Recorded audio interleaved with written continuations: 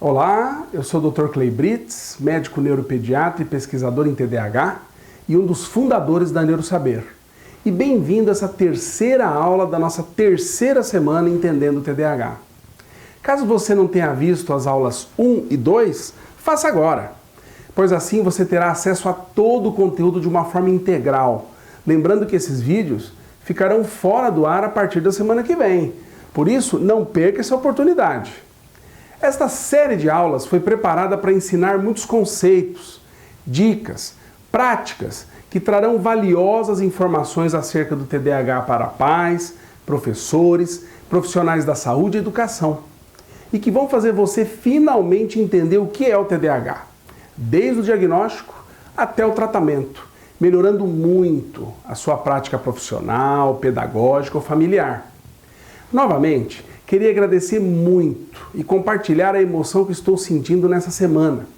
Muitos comentários, sugestões, o engajamento tem sido cada vez mais surpreendente. São pais, profissionais, professores. Nosso segundo vídeo, onde falamos sobre os 5 mitos do TDAH, foi um sucesso.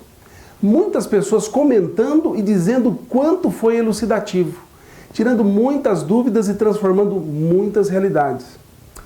E hoje temos 2 grandes surpresas para você. A primeira é que escolhi as principais dúvidas nos comentários abaixo dos vídeos para responder.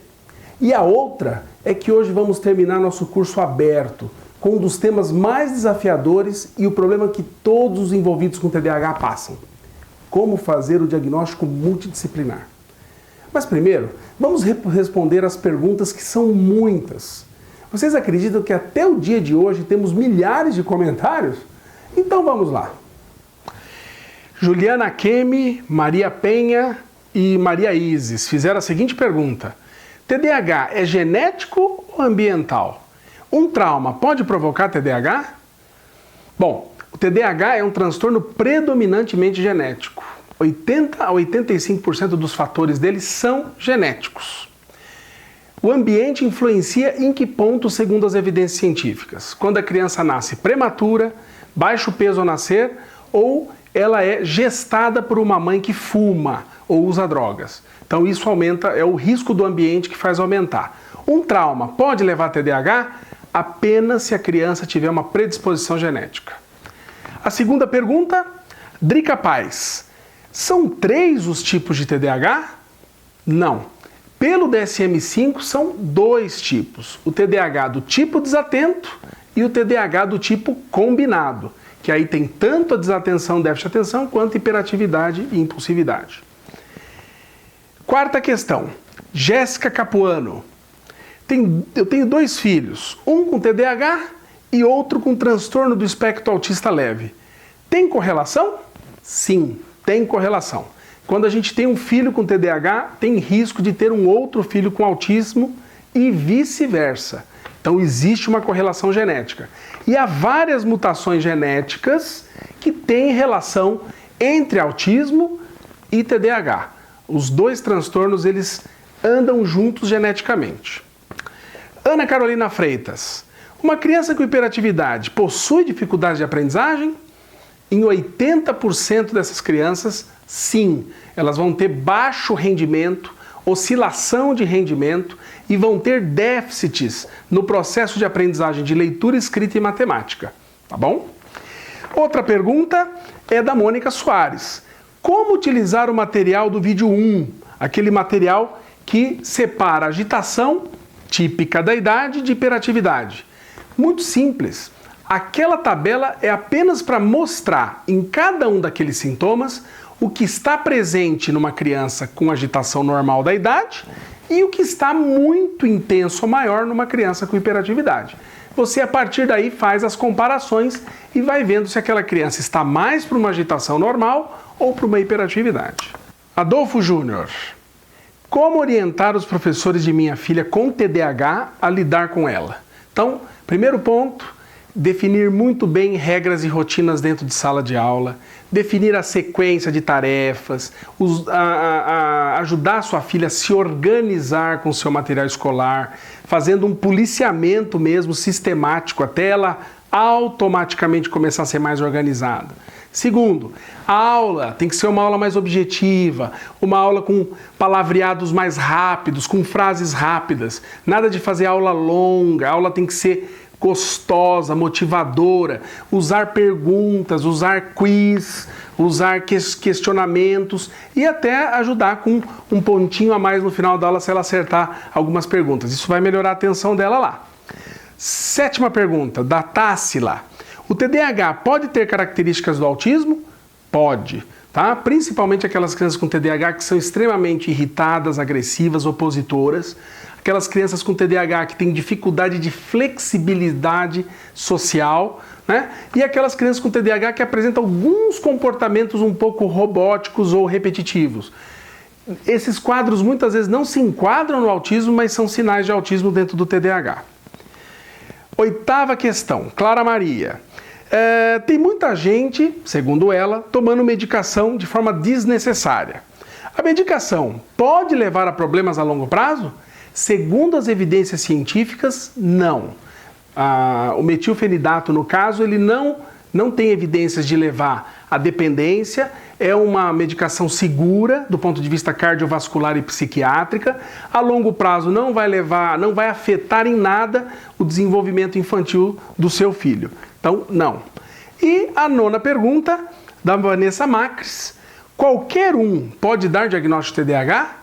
Não, qualquer um não. Mas todos que avaliam essa criança devem contribuir para o diagnóstico do TDAH, fazendo avaliações dentro da sua especialidade, com testes e com observação clínica específica.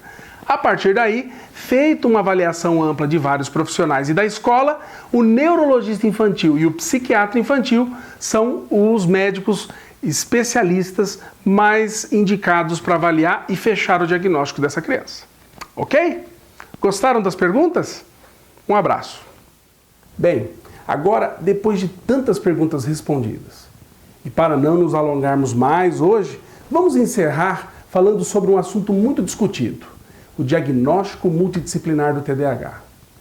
Muitas pessoas têm me perguntado como unir família, profissionais e escola no processo de fechamento do diagnóstico do TDAH.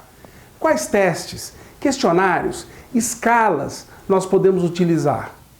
Geralmente, os primeiros profissionais que detectam que alguma coisa não anda bem com a criança são os professores. Por isso, eles têm que ter uma formação muito profunda sobre detecção precoce, sabendo que diferenciar o esperado da criança do não esperado para a idade. Um bom relatório escolar auxilia muito na suspeita ou fechamento de um diagnóstico. O problema é que dentro do consultório eu me deparo com a dificuldade dos professores em fazer relatórios. E isso não é por falta de vontade não, mas porque não foram treinados para isso. Na formação desses educadores, esta é uma grande lacuna. Darei aqui de maneira mais geral 3 áreas que devem ser levadas em conta na elaboração de um bom relatório escolar. Primeiro, descrever o comportamento social e o engajamento da criança para cumprir as etapas acadêmicas. 2. Expor com detalhes como é a aprendizagem da criança e como ela se encontra em relação às suas competências de leitura, escrita e matemática. 3. Comentar o histórico escolar, desde quando essa criança chegou na escola, quais são suas dificuldades. Essas informações são muito valiosas. E os fonoaudiólogos? Será que também podem colaborar nesse processo de avaliação? Sim, sem dúvida. Podem usar instrumentos de avaliação da linguagem, aspectos do discurso, análise do processamento auditivo e da decodificação grafofonêmica, com testes como o Confias e avaliações estruturadas de leitura e de palavras e pseudopalavras. Os psicólogos, por sua vez, podem também estar auxiliando, avaliando aspectos emocionais e cognitivos, como a anamnese aprofundada do comportamento afetivo, avaliação neuropsicológica, com a verificação das funções executivas, atenção seletiva, sustentada, memória operacional verbal, não verbal e descrever a performance da criança durante as tarefas dentro da sala em que ele está avaliando. Os TOs podem contribuir com a análise do comportamento adaptativo e como resolver atividades práticas e sequenciais. Os psicopedagogos podem avaliar qualitativamente e quantitativamente o nível pedagógico da criança e como essa criança constrói sua aprendizagem, expondo as maiores dificuldades, os maiores déficits no desenvolvimento do processamento pedagógico. Pais também devem participar, dando amplamente várias informações em relação aos questionamentos quanto a aspectos perinatais, desenvolvimento neuropsicomotor durante os primeiros anos de vida, comportamento global da criança no seu cotidiano, uma anamnese, enfim, direcionada para as queixas principais, levantadas tanto por eles, os pais, quanto pela escola. Para nortear ainda mais esse assunto, elaborei um material exclusivo, onde citei alguns testes que cada profissional pode estar aplicando para auxiliar no diagnóstico do TDAH. Você pode baixar aqui, abaixo do vídeo.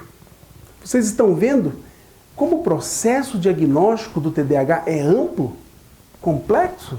Isso porque não falamos sobre os mecanismos de recompensa cerebral no TDAH.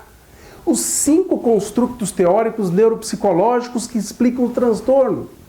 As comorbidades, que são outros transtornos que podem acompanhar o TDAH, como autismo, TOC, tics, transtornos de aprendizagem, dislexia, transtorno opositivo, ansiedade, além das escalas de avaliação que podem ser usadas pelas escolas, pelos profissionais e também os mais diversos tipos de tratamento, farmacológico ou não.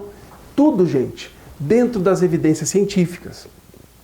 As dificuldades de alfabetização, na leitura, na escrita, na coordenação motora, falar sobre TDAH na adolescência, na fase adulta, essas 2 fases da vida que têm particularidades específicas. Enfim, o assunto é amplo e muitas pessoas têm me perguntado sobre um treinamento fechado que tinha mencionado no vídeo anterior sobre o TDAH. Vocês lembram? Um treinamento bem aprofundado que pode ser classificado como um programa de aperfeiçoamento inédito e exclusivo sobre o TDAH. Isso porque a programação e os módulos desse programa são únicos no Brasil. Sim, desde 2015 organizo um treinamento somente para esse tema. Mas por que eu resolvi me propor a fazer algo tão trabalhoso como um curso de aproximadamente 110 horas de TDAH? Isso mesmo, nosso programa tem 110 horas de conhecimentos abordando o TDAH. Bom, desde que começamos o nosso projeto Neurosaber, muitas pessoas entram em nossos vídeos e gostam tanto de como a gente seleciona o conteúdo, da forma didática e prática de como a gente explica, que tivemos inúmeros pedidos para estarmos fazendo cursos online com certificados. Como a Maria José, por exemplo, que gostou tanto de uma palestra que dei na sua cidade anos atrás, que está estudando até hoje sobre o tema. E também pediu um treinamento mais aprofundado sobre o TDAH. Eu relutei muito para fazer esse treinamento, porque montar um programa de alta qualidade e tão completo sobre o TDAH é algo muito trabalhoso e despende de um tempo precioso. Atualmente, atendo em vários municípios, atendo em APAES, secretarias de educação, junto com equipes multidisciplinares, dou formações aos professores, além dos meus 3 consultórios. Eu realizo também atividades de pesquisa desenvolvidas na Unicamp, o projeto Neurosaber, além de palestras no Brasil inteiro e fora do Brasil. Enfim, uma série de compromissos. Mas o que me fez mudar de ideia? A necessidade de ajudar. O volume dos pedidos de curso e palestras depois do projeto Neurosaber são muito grandes e é humanamente impossível atender a todos. Toda semana recebo vários pedidos, inclusive pedidos para montar clínicas em outras partes do Brasil, mas isso para mim é inviável.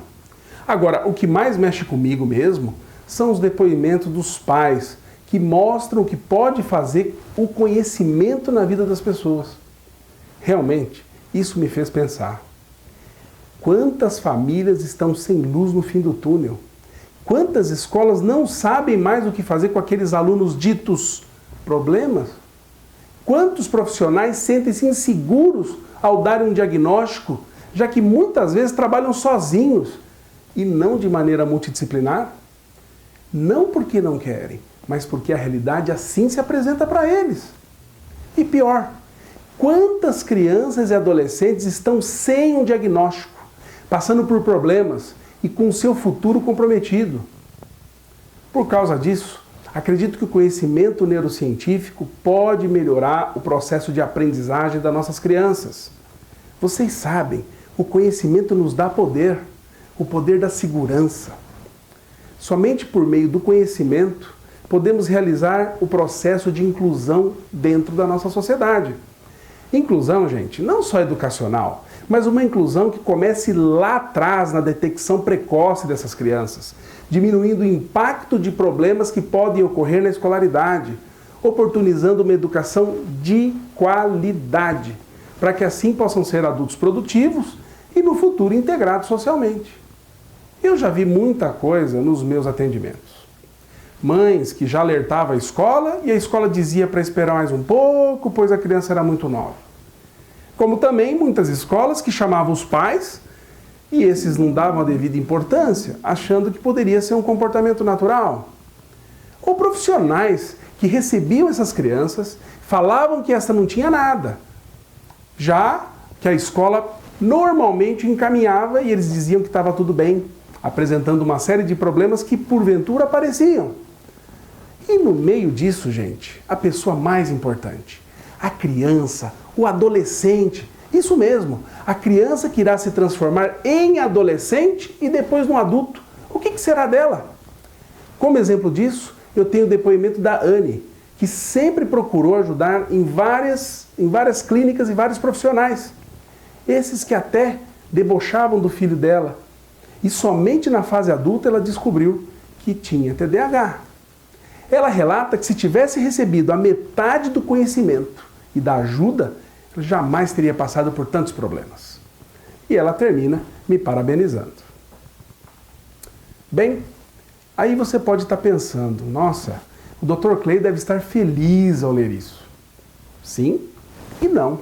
Sim, por ter feito a diferença na vida do Marcos. Mas quando eu vejo que ele esperou 24 anos pelo diagnóstico, passou por muitos problemas, eu me entristeço e me preocupo. Quantos Marcos Vinícius não estão por aí? Por isso, gente, eu organizei um treinamento fechado em que passo toda a minha prática. Foram anos de estudos e pesquisas, custos altíssimos em informações fora do Brasil, onde pude trazer todos os protocolos internacionais. Vários materiais que eu mesmo traduzi para serem estudados. Materiais que muitas vezes exclusivos, como protocolos de avaliação que podem ser usados por escolas, psicopedagogos, psicólogos, fonoaudiólogos, médicos, enfim, qualquer profissional. A organização de todo o programa foi cuidadosamente pensada para ir de encontro às principais dúvidas que você tem sobre TDAH, além de muitos outros conteúdos práticos. Eu sei da importância de aliar conhecimentos teóricos aos práticos dentro da nossa realidade, pois eu trabalho com várias localidades pequenas, muitas vezes carentes de recursos, onde por vezes a realidade social dos meus pacientes é de extrema carência. Por isso, eu tive cuidado em planejar um programa que se adapte às várias realidades, não dependendo de grandes estruturas ou materiais inacessíveis. Algo que qualquer um que tiver acesso a um tablet, notebook ou celular poderá ter acesso às aulas e aos materiais disponibilizados. Serão 8 semanas de profundo aprendizado. Isso mesmo, apenas 2 meses você aprenderá conteúdos que você nem imaginava sobre o TDAH. Afinal, você não pode ficar perdendo tempo com cursos longos e você precisa desse conhecimento para agora, já. Estamos começando o ano e você sabe muito bem que você precisa se capacitar, não é mesmo? A cada semana serão disponibilizados todo o módulo com aulas gravadas, que você pode assistir em seu celular, tablet ou notebook, no horário que quiser, com indicações de leituras, que poderão ser assistidas quando e onde você quiser. E toda semana teremos um dia de aula ao vivo, onde serão tiradas todas as dúvidas por mim. Isso mesmo, eu tirarei pessoalmente as suas dúvidas sobre cada módulo estudado durante as nossas aulas ao vivo. Não teremos tutores ou outras pessoas designadas para responderem às suas dúvidas, não. E esse é um grande diferencial, porque nós ofertando isso dá a oportunidade direta do contato comigo. Não somos contra tutores ou pessoas que auxiliem nos conteúdos, não. Mas é que o tema do nosso curso é algo muito peculiar, detalhado e que exige um conhecimento aprofundado, além de grande responsabilidade, pois você está lidando com vidas, destinos, famílias e por isso também nosso programa é bem diferenciado e exclusivo. Enfim, dedico meu tempo pessoal reduzindo meus atendimentos em consultório, pois só assim podemos garantir a qualidade do atendimento a todos os alunos do nosso treinamento. Ah, mas tem uma notícia não tão muito boa. O nosso curso tem vagas limitadas, muito limitadas. Pois se abrir para um número ilimitado, como eu vou poder garantir o acompanhamento de qualidade que eu dou? Nosso intuito não é quantidade, e sim qualidade. Qualidade de informação. Pessoas que, assim como nós, são apaixonadas por neurociência, aprendizagem, comportamento e desenvolvimento. E querem sim ter uma formação diferenciada para ter segurança na condução responsável dessas crianças. Para você ter uma ideia, abri essa formação somente uma vez no ano passado. E eu não sei se eu vou abrir novamente esse ano. E só para você ter uma ideia de novo, tivemos quase 90 mil inscritos na terceira semana Entendendo TDAH, com milhares de comentários e visualizações. E penso desse jeito que as vagas serão muito disputadas. No nosso programa de aperfeiçoamento, teremos todo o processo de avaliação, diagnóstico e tratamento. A neurobiologia do TDAH, teremos aula de psicofarmacologia, todas as terapias cientificamente comprovadas, como que a escola pode auxiliar seus alunos, os mecanismos de atenção, concentração, memória de trabalho, dificuldades escolares. Explicarei todos os outros transtornos que podem estar associados ao TDAH, como transtorno de ansiedade, transtorno de conduta, transtorno opositivo desafiador, autismo. Enfim, veremos também o processo diagnóstico nos adolescentes e nos adultos. Enfim, um curso inédito, exclusivo e completo, com material todo apostilado, com bônus incríveis, isso mesmo, como por exemplo o encontro presencial de 2 dias exclusivos para os alunos NeuroSaber. Nesse encontro, além de mim, estarão presentes os maiores especialistas em aprendizagem, comportamento e desenvolvimento do Brasil, como o Dr. Fernando Capovilla, doutora Silvia Ciasca, Dr. Marco Antônio Arruda, Dr. Rafael Pereira de Portugal, os profissionais da Associação Brasileira de Dislexia, enfim, mais de 15 renomados pesquisadores estarão no nosso primeiro meeting da NeuroSaber, que vai ser em São Paulo. E esse encontro será restrito aos alunos da NeuroSaber, um evento inédito e maravilhoso. Então, se você quiser fazer parte desse programa, fique atento. Segunda-feira, dia 13 de fevereiro, às 10 horas, nós vamos abrir as inscrições da terceira turma do nosso curso TDAH, da avaliação ao tratamento numa perspectiva interdisciplinar. E eu também darei todas as informações do bônus e das facilidades que você terá. As inscrições serão do dia 13 ao dia 17 de fevereiro. Isso mesmo. Somente por 5 dias você terá a oportunidade de adquirir o acesso para todo esse conteúdo. Devo te lembrar de novo que temos número reduzido de vagas e por isso, assim que atingirmos nosso limite, tiraremos as inscrições do ar antes mesmo do dia 17. Assim, gente, no dia 13 de fevereiro, mandarei um vídeo explicando ainda mais todos os módulos do programa. Como serão as aulas, os conteúdos, os valores, o certificado, bem como os bônus e todos os materiais disponíveis, que são muitos e de qualidade ímpar. No ano passado, tivemos a segunda turma desse curso e foi um sucesso, com alunos do Brasil e do exterior. Detalhe, tivemos pais, professores, médicos, psicólogos, TOs, fonoaudiólogos, psicopedagogos, enfim, todos foram transformados pelo nosso curso. Veja só aí o depoimento da Juliana, neuropsicopedagoga e mãe de uma criança com TDAH. Boa noite. Sou Juliana, moro no norte de Minas Gerais, em Salinas. Sou neuropsicopedagoga e tenho um filho com déficit de atenção. Estou fazendo o curso Entendendo o TDAH com o Dr. Clay e estou aqui para dizer para vocês que foi o melhor investimento que eu fiz na área. O curso me deu um conhecimento muito maior do que no meu curso de pós-graduação. É um curso onde você aprende, você tem conhecimentos desde a evolução histórica, do início, como surgiu o déficit de atenção, até os artigos mais atualizados, o que tem de mais atualizado nos dias de hoje. Esse material é todo disponibilizado para a gente.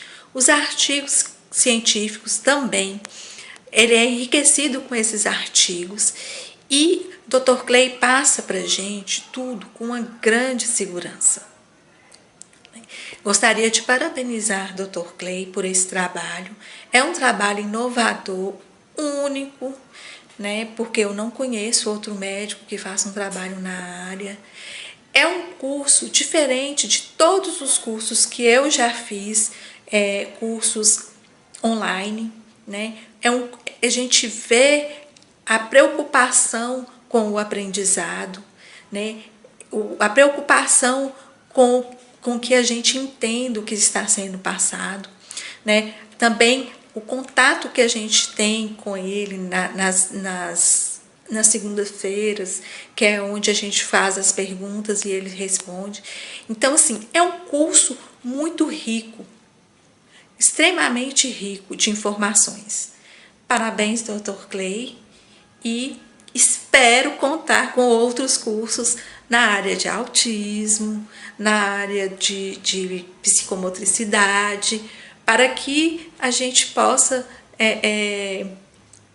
ampliar e divulgar. Esse é apenas um de uma série de depoimentos que tivemos.